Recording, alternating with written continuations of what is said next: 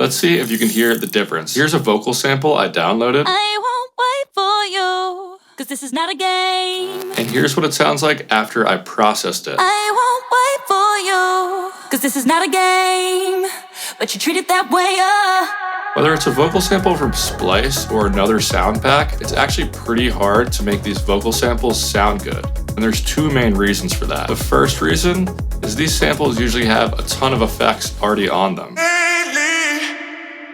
I've been feeling like you never really. Like that sample sounds like it already has compression, saturation, a ton of reverb, it's been pitch shifted, just a bunch of effects already on it. And that leads to the second reason it's hard to work with these vocals, which is the singers that make these sound packs are usually pretty terrible at processing their own voice. No offense. So let's dive into some tricks we can use to make these vocal samples sound professional.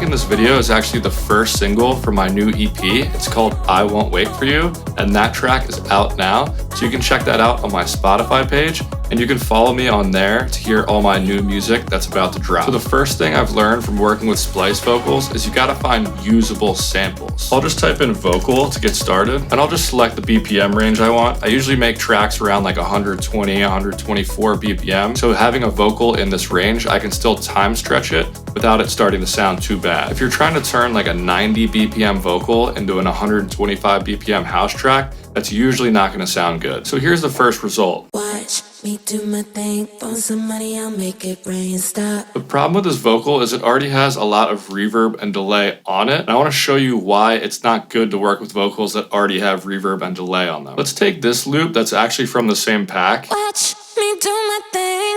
The sibilance is really harsh. Listen to the end of the word watch. Watch, I can add a de-esser to that to reduce that S sound. watch me do my thing. So I've zoomed in on the waveform so you can kind of see what's happening. So what the de-esser does is reduce this sibilance right here. So it's just turning the volume down of that sibilance. But after that, it's not catching the sibilance that's in the reverb and delay. So you can clearly hear this sibilance that's still happening. Watch me.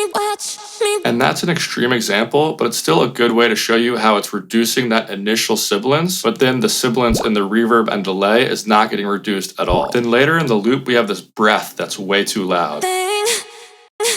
If I want to turn that breath down, it's going to sound really weird because the breath is still going to be in the reverb and delay. And this word has reverb and delay that's carrying on in this section right here. And I just turned down that reverb and delay. So it's going to sound really jumpy if I try to turn down that breath. So that's one thing that's really non-negotiable for me. I'm not going to use a vocal that has reverb and delay on it because it really limits the possibilities of what you can do to properly mix it in with the track. So the way to avoid this when you're searching for vocals is use these tags up here and hit the dry tag. Terrified to see you. Now, just because it says dry doesn't mean there's no effects. There's just no reverb and delay. It sounds like there's still some EQ and compression and saturation on there, but we can work with vocals like that. So let's go back to our original vocal sample. I won't wait for you, cause this is not a game, but you treat it that way, Because there's already some processing on here, we need to approach it a little differently. The key is to keep most of the processing really light. First, you can judge by how much compression you need by looking at the waveform. If it looks like an even wall of sound on every word, Watch me do my thing, phone some money, I'll make it rain, stop. that's how you know it's been heavily compressed already. Like with this vocal, I wouldn't add any extra compression at all. Let me show you what happens when you compress a sound that's already heavily compressed. So what compression does basically is turn down the loudest sounds, and then you use makeup gain to turn everything back up. So what happened is you just turned up all this background noise that you don't want to hear. Watch.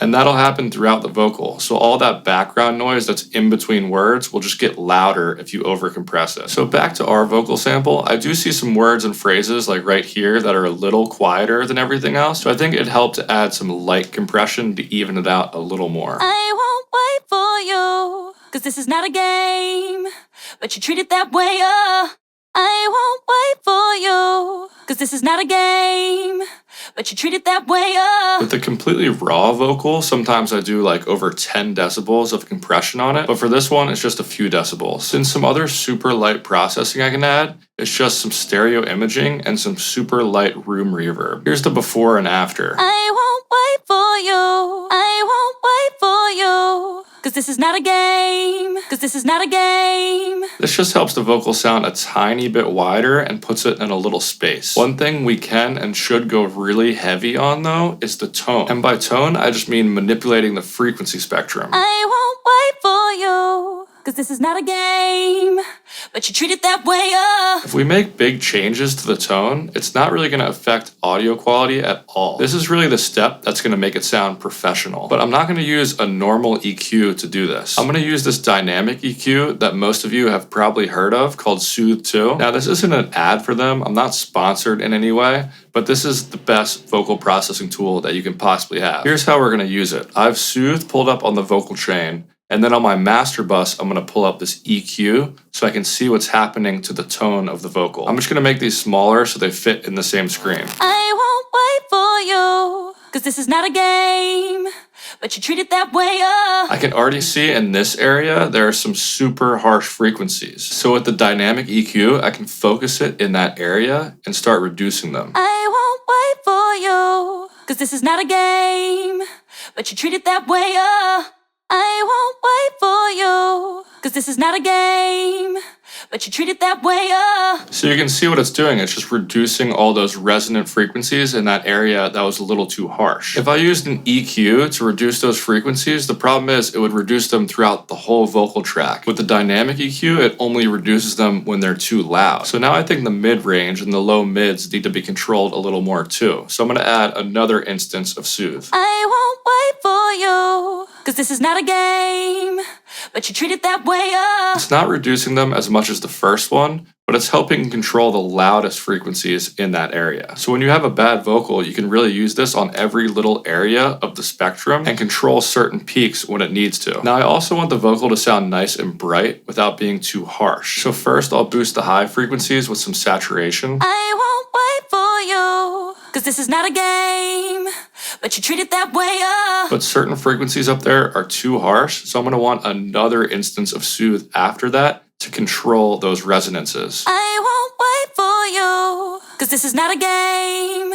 but you treat it that way, I won't wait for you, 'cause this is not a game, but you treat it that way, And those two plugins are a great combo to get vocals to sound bright, but not too harsh. So you might think having 3 of the same plugin on here is way too much. I won't wait for you, 'cause this is not a game, but you treat it that way, But this vocal needed it. They're controlling all the worst frequencies that are popping up and making everything a little smoother. So let's do a before and after of what we have so far. I won't wait for you, I won't wait for you. Not having those resonant frequencies in there helps everything sound a lot more balanced. The last tip I have is don't be afraid of separating out the worst parts of the vocal and processing them even more. Like if you listen to this line, 'Cause this is not a game. because this is, all those S's in there are actually sounding really bad still, even after all the processing. 'Cause this is not a game. So I'm just gonna zoom in on that part and cut it out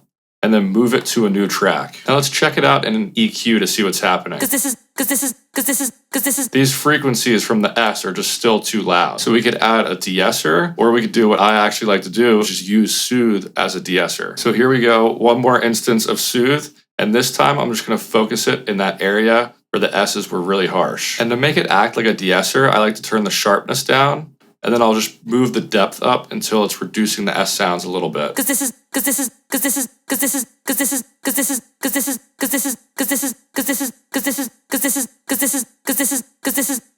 So before separating it, Cause this is not a game. then after. Cause this is not a game. Cause this is not a game. Cause this is not a game. And a lot of times the breaths will be too loud in splice vocals. So we can just cut out that breath and we can turn it down. And the finishing touches would just be to add a nice reverb and delay once everything else is processed. I won't wait for you. Cause this is not a game. But you treat it that way, Every vocal is completely different and it's going to need different processing, but I hope this helps. Make sure to check out my new single called I Won't Wait For You on Spotify. I've linked that below, or you can just type in Big Z on Spotify and find it that way. Peace.